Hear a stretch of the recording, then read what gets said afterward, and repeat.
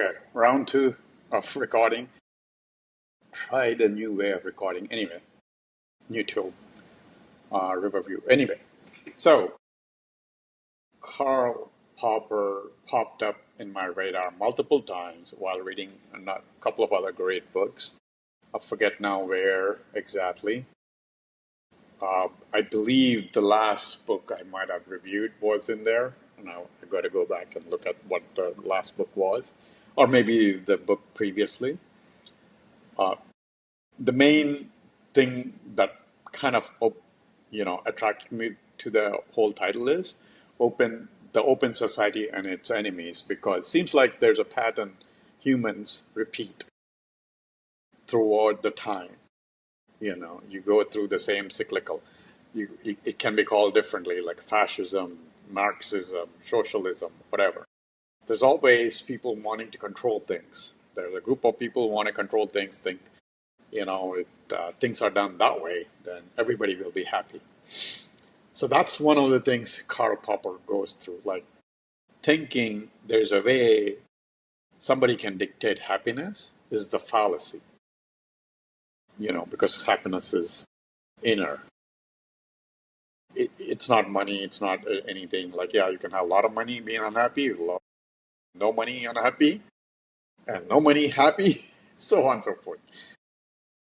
But what Carl really goes through is where the genesis of this whole against the open society thought process came about, at least historically, from what he could find. Basically, he goes to Plato. So Plato's whole theory in the Justice and other books he wrote was about this whole ruling class who are brilliant philosopher kings. And they are the only ones, allowed to lead, and rest of, peons, I guess, are supposed to follow. And everybody has their own category, which reminds me of the Indian caste system, how it was born. It was based on, what you did, and that's how you became into that category, and that slowly degenerated into a caste system back in India a long time ago. It's not. It's still prevalent in India. Not where people are forced to do that work, but at least the caste system still exists in India. Similarly, in I think UK has this class system, right? If you're born to noble, then you have a different category, and if you're a peon, you're forever a peon or something like that. I don't know. So anyway, so the whole point is he kind of essentially Plato was a racist, or kind of, in the sense slave race or slavery was condoned by him. Like some people belong to be racist or are slaves, and that's where they should stay. Anyway, he goes through that. He does extensive study, and he also puts forth the people who kind of denounced his interpretation of Plato. So he goes through that too, lays it out. It's a long, long read, by the way. Amazing read. Thoroughly enjoyed reading this book. But it's a long read, though. I mean, it took me 2 months to read it. Even then, I didn't read the entire book like I normally do. I mean, I read the entire book, but he has this notes section of all the things that he wrote notes about, specific topics, where he did quote people or, studied on other books. He wrote those notes, which is 200 pages, that itself. The main book is 500 something pages, and then 200 pages, 700 pages, right? I didn't read the notes because I didn't feel like the need. Going through the book was enough. But then what Karl goes through is about then Hegel and Marxism, and where he goes through why Marx became who he became, and why he wrote that. Same thing with Plato. The biggest thing I've learned through this, well, I didn't learn through this, but now I kind of reinforces my lessons I learned, that including about myself, even to this day, regardless of how much I know about that, I still get caught up in that, is we see the world as we are, not as it is.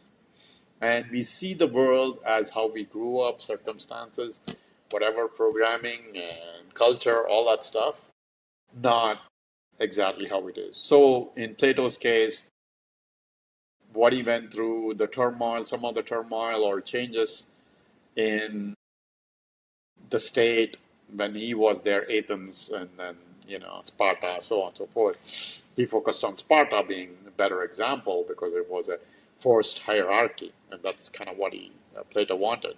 Then Marx gets into this because he saw people exploited, or there was, you know, essentially he thought capitalism was the root cause of evil because it was exploiting people. Although Marx himself was a privileged guy, right? And that's kind of, you see that a lot in the world. Many of these privileged guys are socialists. They just want their type of people to flourish, but not others. Or, they call other people, lower class to rise, or whatever, in their words. Anyway, the point is, the whole book, the point is, when you can have differences of opinion, but when you force people to either listen, or arrest them, or think what's right for them, and thereby you also have to do the same thing and don't agree with the dissenting opinions or dissenting views, that's when you become an enemy to the open society. Because in any society, it doesn't matter, okay, in US, for example, whether you're a Republican or a Democrat or Libertarian, whatever, it doesn't matter. It doesn't mean just because you're that, then everything else the other side does is completely wrong. And when you are in that mode, and when you are completely stuck on this whole notion that one side is right and the other side is wrong, regardless, and as soon as you hear, there's this whole thing these days, right? Depending on which side, certain people will trigger automatically shutting your mind off for them. Anything they do is wrong completely. Like, famous, I guess, is Trump derangement syndrome, right? Or, I don't know, like in Democrat side, maybe like what's her name? I forget. Take one name, right? Like as soon as she says, probably if you're on right, then you're like, screw that. That person doesn't know she should be shutting, or she or he should shut up. They're whatever that is, right? Notion that is that they shouldn't be speaking. So that's there in both sides, essentially. And that's where the problem is. When you become so divided, you don't want to listen to the other person, and you think automatically the other person is evil, and there's got to be things done only one way, then that's when the whole open society goes. Socialism, communism, whatever it is, fascism, so on. It's when certain people can dictate how everybody else should behave and do things, and examine that for yourself, right? Like, I find myself doing that. I mean, I'm not going to say like I'm immune from that, and I have to constantly check myself at times. Now, it doesn't mean you have to agree with everything other person is doing, but it just means, like, as long a person is not harming another person or their interests, then people should be free to say, like, big thing recently is COVID. I pretty much, one of the things was I was banned to a couple of events because I didn't take vaccine. It became a thing. Famously, the Fauci thing. Oh, science is subtle. I mean, that's the most idiotic thing anybody could say, but it was taken, hey, media bought it, like, oh, science is subtle, or, you shouldn't question it, whatever. No, science is never settled. It's always evolving. So that's the point, right? Like, even in politics or, principles, it's always, there is evolution going on. And one of the things, big thing, I really, really dawned and kind of opened my eyes. Really, I never thought it this way. Popper talking about history. History has nothing other than people being ruled or people ruling. That's all the history is about. Everywhere you see, even American history or whatever history, it's about wars, killing, rulers.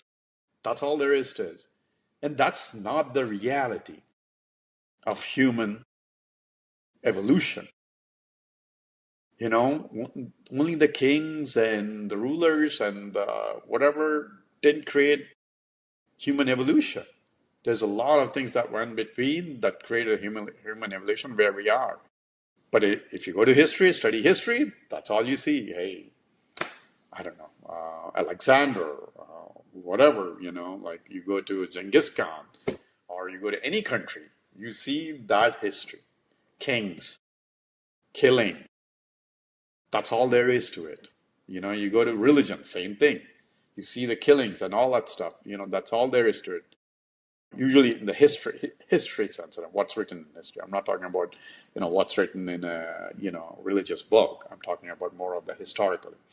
And that's what Popper notes. Anyway, amazing read. And where we are heading, I feel like it's happening. Open society and enemies are all over, including obviously in US. Yeah, I'm sure this will trigger. Yeah, Democrats will say probably, yeah, Republicans are doing that. Or Republicans say, yeah, Democrats are doing that. Whatever, right? But if you're sane and understand if there's censorship type or people saying you have to be certain way and to be a good person, then check yourself. That's the whole point of open society of enemies.